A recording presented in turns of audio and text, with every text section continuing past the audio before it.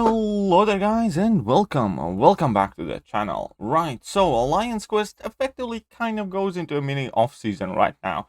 So Kabam is giving us a week of Alliance Quest in order to implement all of these new tools where you can set up an entire Alliance cycle in one go and all that other stuff. So all of us get a bit of a break. Now, some of us would have prepared to actually play through it, but I know that majority of the people will definitely enjoy the extended break because Lions were off seasons here as well, and the game has been quite busy. However, at the same time, I think this is perfect time to talk about upcoming map 8, which we got teased in the dev diary. Now, it says that map 8 is coming in fall, so it is not really all that long away. If you think about it, it's only about 3 or so months. And that, however, definitely means that the production of map 8 has already started, but there is enough time to make adjustments to it. And that is kind of the point of the video and the timing of it. Because the points that I will raise, again, have very little faith that anything I say can potentially change anything in this game. However, if we all make enough of a noise, right now, Kabam would have enough time to actually make some sort of adjustments and amendments to Alliance Quest Map 8. And I am speaking out now because I do personally believe that Alliance Quest has gone in a fairly bad direction right now. And I think it is being misinterpreted by the game team as this some sort of mission to create very interesting piece of content, quest that's challenging the higher players and stuff like that. And that's absolutely rubbish. We need to realize what Alliance Quest is and what role it plays in the game. It is the base of alliances. It is the most important alliance mode right now, and likely will be for a while to go. But it's a chore. Nobody wants to have ultra challenging, tricky, hard fights whilst you're pretending to be on a shitter at work.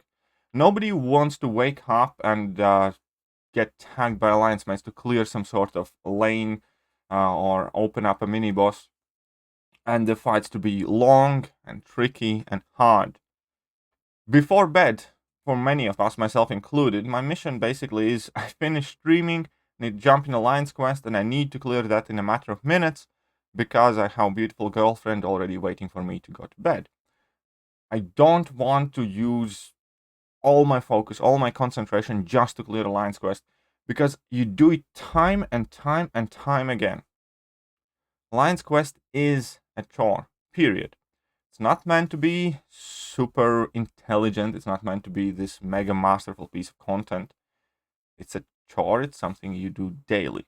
Therefore, with the introduction of map 8, I think it is more important than ever before that Kabam understands that. And they factor that in the design of Alliance Quest. Yes, obviously you can't create a new map 8 with like no nodes active at all and have it like straight up super easy, in which case anybody who can afford will try to do it, right? There has to be a certain level of difficulty involved. However, at the same time, if anything has come from release of 7.2, is that Kabam knows exactly how to create content that would work perfectly as Alliance Quest Map 8. What you want is all of these outlandish, crazy, cheesable nodes with your poison vulnerabilities, with your counter strikes, with all different types of attack modifiers that help you get these fights down quickly, easily, and most importantly, fast, if you know what you're doing. That has kind of been the theme of Alliance Quest maps in general so far. Up until map 5, you can pretty much use any one you have, and you're going to do just about fine. If anything, then the mini bosses require some degree of kind of counter thought. And in map 5, there are exactly like 2 lanes that require specific abilities. And those are just the most basic immunities of poison and bleed. Other than that, you can bring in any champions and take any path in map 5 to a point where you don't really have to bother designating maps to players. Now map 6 is different, where you already have some more specific lanes that you need to counter. There's more of Caltrop stuff. There, if I remember, there's some degeneration, some starburst, some increased power gain nodes, things like that, where you need to have better counters, and you benefit from designating paths for players.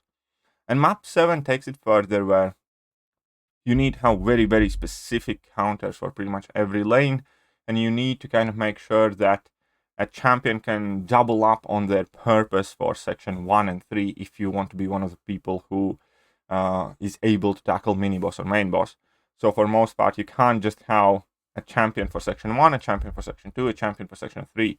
You need to be witty and find champions who work with global nodes, find champions who work with your modifiers, with your lanes, and at the same time double up on that if you want to be able to counter mini bosses or bosses. So map 7 in itself is not necessarily significantly harder than anything before, but it requires much bigger knowledge of the game and also more diverse roster, where you are able to dig deep in your roster and find the champions that can put in work and double shifts, basically. Or Corvus, obviously, because Corvus thing is still an issue. But with map 8, I am quite fearful that just like Kabam overdid it initially with map 7, map 7 has had like 4 or 5 alterations, I believe, at this point. I am very, very fearful that Kabam's going to get carried away and they're going to think that their job is to design this some sort of epically challenging map. When the main idea of Alliance Quest to begin with is not to be challenged. It's a game mode of reliability, of competence, of consistency. Map 8 at all costs should avoid some really inept and tricky and hard and frustrating node combinations, unless they are accompanied with very interesting solutions. Similarly, how they do it in 7.2. If you're going to put on Thorn's node in map 8, then make sure that there are some countering nodes that enable you to use pretty much any champion, play within the rules, and get through that fight.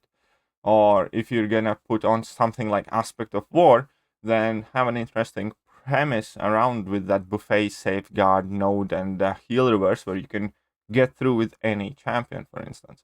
Those are very intellectual designs of the path, and they are a joy to play.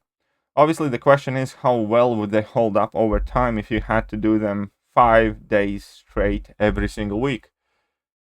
And that is the most important thing, because map 8 should be not only interesting, but also fast. Because if you have to do 5 times in a row, identical fights basically, you don't want to be doing them for a long time. Not to mention the fact that you have to accommodate Alliance Quest around your actual life. So, this is my personal plea to Kabam of sorts, or at the very least, my attempt to grab community's attention of the fact that map 8 is coming. It's going to be very, very important part of the game, even if you are not playing map 7 right now, because eventually you are going to make your way up to map 7. Eventually you're going to make your way up to map 8 if you carry on playing this game.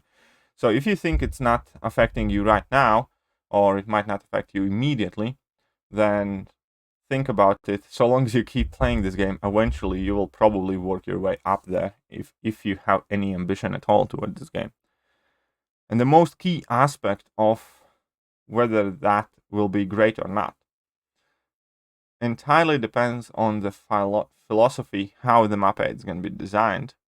And I think that Act 7 design has definitely showed us that they can do well, they can make interesting fights, interesting interactions, and enjoyable content. And getting map 8 getting map 8 right is so much more important than it is getting right a single chapter of a quest. Because you play through 7.2 once and you're going to be done. You're not going to be going back there all the time and time again. But map 8 you're going to be playing through dozens, hundreds of times.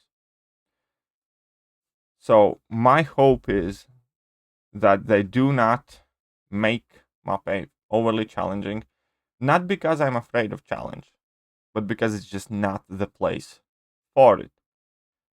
I love challenging content, I love rushing through it, but I'd hate if map 8 would be like ultra hard, ultra tricky, if I had to do it 5 days in a row, first thing in the morning, last thing at night, so on and so forth. So I think Act 7 is a perfect template of what they should aim for in map 8, designing these nodes with damage modifiers, with all sorts of vulnerability nodes, with these energy adoption nodes that can be cheesed, so on and so forth.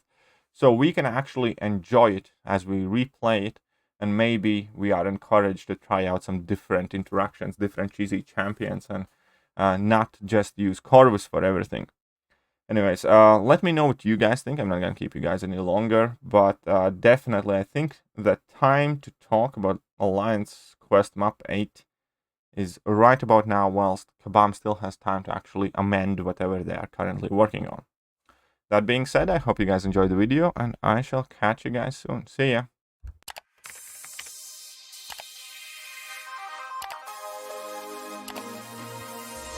Hello there guys, and welcome back to the channel. So we have all the information about